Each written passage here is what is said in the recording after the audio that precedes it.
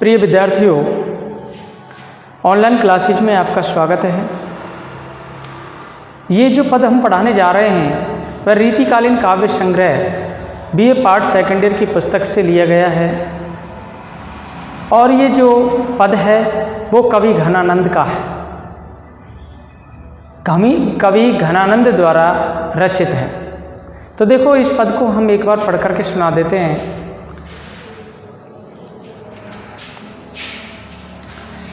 छवि को सदन मोद मंडित बदन चंद, छवि को सदन मोद मंडित बदन चंद, त्रिषित चखनी लाल कब धो दिखाए हो, त्रिषित चखनी लाल कब धो दिखाए हो, चटकिलो भेक करे, चटकिलो भेक करे, मटकीली भांति सोही, चटकीलो भेक करे मटकीली भांति सोही, मुरली अधर धरे ललकत आए हो, मुरली अधर धरे ललकत आए हो,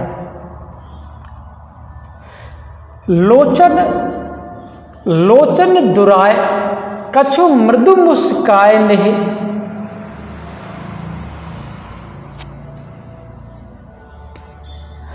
लोचन दुराय कछु मृदु मुस्काए नहीं, भीनी बतियानी लड़काए बतराए हो, भीनी बतियानी लड़काए बतराए हो,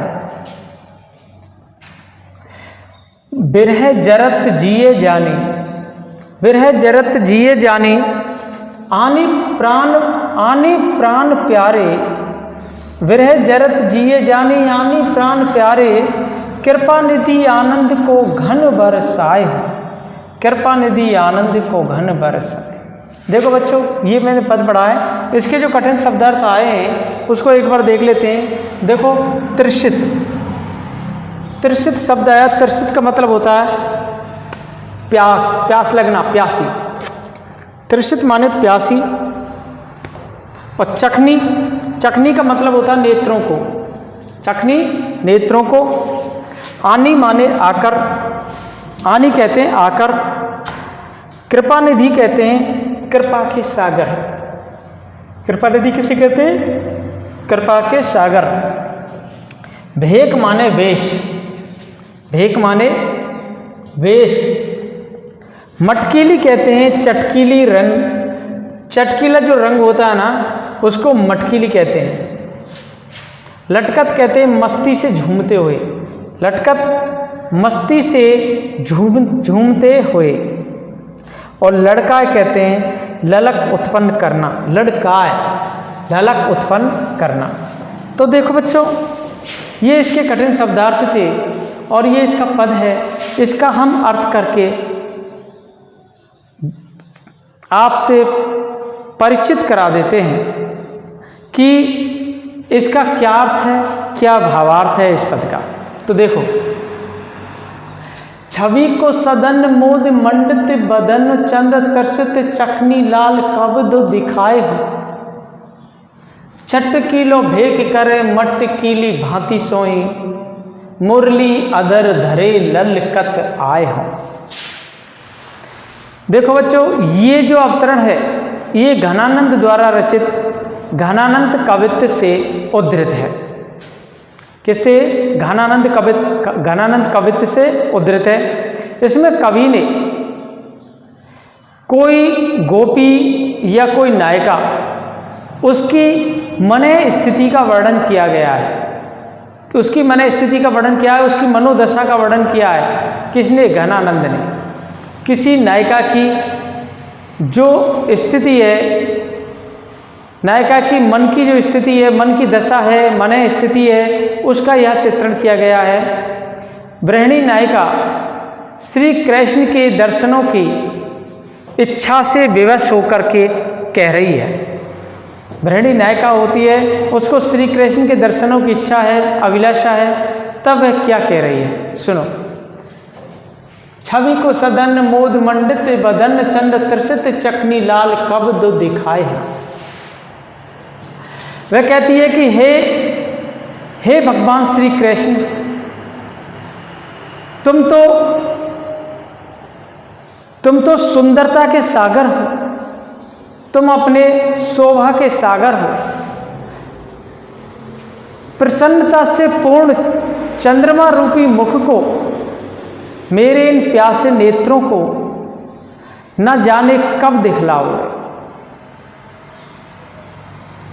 वो नायिका क्या कह रही है कि हे भगवान श्री कृष्ण, हे श्री कृष्ण, तुम तो शोभा के सागर हो और प्रसन्नता पूर्वक चंद्रमा रूपी मुख को, अपना जो चंद्रमा रूपी मुख है, वो चंद्रमा रूपी मुख को मेरे इन प्यासे नेत्रों को, त्रिषित नेत्रों को न जाने कब दिखलाओगे और न जाने कब तुम अपनी चटकीली वेशभूषा धारण करके, चटकीलो बेग करे मटकीलो भांति सो मुरली अदर धरे ललकत आएगा, और न जाने कब तुम अपनी चटकीली वेशभूषा धारण करके होठों पर मुरली रख बजाते हुए अनोखे ढंग से झूमते हुए कब आओगे। तो ये जो नायिका है, उसके रूप सौंदर्य का संकेत दे करके, संकेतित करके उस भगवान श्री कृष्ण को कह रही है कि हे भगवान श्री कृष्ण, तुम कब मुझे दर्शन दोगे, जो कि तुम उसी वेशभूषा में जो कि मुझे अच्छे लगते हो, तुम्हारे होठों पर मुरली हो, वेशभूषा चटक मटक की हो और झूमते हुए अनोखे तरीके से तुम आते हो, तो वह दर्शन मुझे कब दोगे। कौन कह रही है? वो नायिका भगवान श्री कृष्ण से, श्री कृष्ण के दर्शनों की अभिलाषा करती है। तो देखो, लोचन दुराय कछु मृदु मुस्काय नहीं, लोचन दुराय कछु मृदु मुस्काय नहीं, भीनी बत यानी लड़काय बत राय हो। विरह जरत जिय जानी यानी प्राण प्यारे, कृपा निधि आनंद को घन बरसाए हो। कृपा निधि आनंद को घन बरसाए हो। और वह कहती है कि ना जाने कब तुम मेरी प्रेम से भरी हुई बातों में, जो मेरी प्रेम से भरी हुई बातें हैं, उससे आँखों को इधर उधर घुमाते हुए, मटकाते हुए, मंद मंद मुस्कुराते हुए, चंचलता के साथ वार्तालाप करोगे। तुम मुझसे इस प्रकार संकेत करते हुए कब वार्तालाप करोगे, और ना जाने कब अपने हृदय में मुझे विरह से जलती हुई समझकर मेरे पास आओगे। तुम कब मेरे पास आओगे, कब मेरे हृदय में मुझे विरह से जलती हुई समझ करके कब मेरे पास आओगे। हे भगवान श्री कृष्ण, वह नायिका अपनी दशा को चित्रित कर रही है। कृपा विरह जरत जिए जानी आन प्राण प्यारे, कृपा निधि विरह जरत जिए जानी आनी प्राण प्यारे, कृपा निधि आनंद को घन बरसाए हो। नायिका कह रही है कि हे कृपा के सागर श्री कृष्ण, अब तुम मुझ पर आनंद के बादल कब बरसाओगे, कब बारिश करोगे, कब मुझे अत्यधिक आनंद की वर्षा करोगे, कब मेरे ऊपर अत्यधिक आनंद की वर्षा करोगे, कब तुम मुझे दर्शन दोगे। तो एक नायिका की अभिलाषा इतनी तीव्र है कि वह उस भगवान श्री कृष्ण से, भगवान श्री कृष्ण से बहुत ही शीघ्र मिलना चाहती है, शीघ्र दर्शन चाहती है। तो देखो ये जो पद है, इस पद में श्री कृष्ण की रूप सौंदर्य का वर्णन किया गया है और नायिका का श्री कृष्ण के प्रति प्रेम दर्शाया गया है। इसमें मनहरण कवित छंद का भी प्रयोग किया गया, अनुप्रास रूपक उपमा अलंकारों का प्रयोग किया गया है। देखो बच्चों, अब हम अगला पद लेते हैं।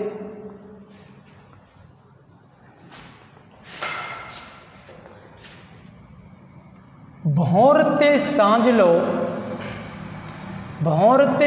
लो कानन और निहारती, बावरी ने कुना हारती। भौरते सांझ लो कानन और निहारती, बावरी ने कुना हारती। सांझते भौर लो तारनी ताकिवो तारनी सो। सांझते भौर लो तारनी ताकिवो तारिनो सो, एक तारना टारती। सांझते भौर लो तारनी ताकिवो तारनी सो, एक तारना टारती। जो कहूँ भाव तो दीठी परै, जो कहूँ भाव तो दीठी परै, घन आनंद आसनी अवसर गारती। जो कहूँ भाव तो दीठी परै, घन आनंद आसनी अवसर गारती। मोहन सोहन जोहन की लगिए रहे, मोहन सोहन जोहन की लगिए रहे, आखिन के और आरती। मोहन सोहन जोहन की लगिए रहे, आखन के और आरती। ये पद था, इसके कठिन शब्दार्थ हैं। देखो, नेहारती, नेहारती कहते हैं जो कभी नहीं थकता है, नहीं थकना, नेहारती। और आरती, आरती का मतलब होता है वेदना। एक आरती होती है जो बड़ी की मात्रा लग जाती है, जिसमें पूजा अर्चना होती है। ये छोटी की मात्रा के आधार पर ये आरती, आरती का मतलब होता है वेदना या लालसा। तारनी माने तारों को, सोहन माने सम्मुख, सोहन का मतलब सम्मुख या सामने। तारनी माने तारों को, सोहन माने सम्मुख। जोहन कहते हैं देखना, जोहन माने देखना। टारती कहते हैं छोड़ती है, टारती का मतलब क्या होता है? छोड़ती है। तारनी कहते हैं पुतलियों से, तारनी का मतलब क्या होता है? पुतलियों से, तारनी पुतलियों से। इकतार कहते हैं लगातार, तारनी माने पुतलियों से, इकतार कहते हैं लगातार। गारती माने गंवा देती है, किसी वस्तु को गंवा देना, खो देना। गारती मतलब गंवा देना। अवसर मतलब अवसर होता है, ये इसके तद्भव शब्द है। अवसर तद्भव शब्द है। भाव तो कहते हैं प्रियतम को, जो भाने वाला, जो मन को प्रिय लगने वाला, मन को भाने वाला भाव तो कहलाता है। इसे कहते हैं जो प्रियतम होता है उसको, प्रियतम ही मन को भाने वाला होता है। तो देखो बच्चों, इसका हम अर्थ करके सुना देते हैं। भौरते सांझ लो कानन और निहारती, बावरी ने पुनः हारती। सांझते भौर लो तारनी ताकवो तारनी सो, एक तारना टारती। देखो, ये जो प्रस्तुत अवतरण है घनानंद द्वारा रचित घनानंद कवित्व से लिया गया है या उद्धृत है। इसमें कवि घनानंद ने एक ऐसी नायिका का चित्रण किया है जो कि अपने प्रियतम की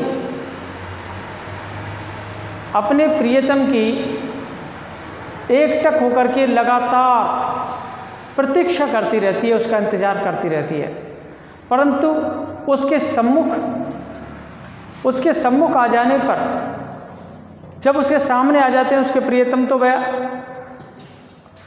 आँखों से आंसू निकालना प्रारंभ कर देती है, अश्रुपात करने लग जाती है, फिर वह उसे देख नहीं पाती है। तो देखो इसके भाग्य में क्या लिखा हुआ है। कवि घनानंद वर्णन करते हुए कहते हैं कि कोई विरहणी नायिका होती है, वह सुबह से लेकर के सायकाल तक भौरते सांझ लो कानन और निहारती, बावरी नन्हे को हारती। भौर माने सुबह प्रातःकाल और सांझ माने सायकाल। कवि घनानंद वर्णन करते हुए कहते हैं कि विरहणी नायिका प्रातःकाल से लेकर के सायकाल तक जंगल की ओर एकटक होकर के देखती रहती है और उन्मत्त बनी रहती है, पागलों की जैसी स्थिति बनी रहती है उसकी। वह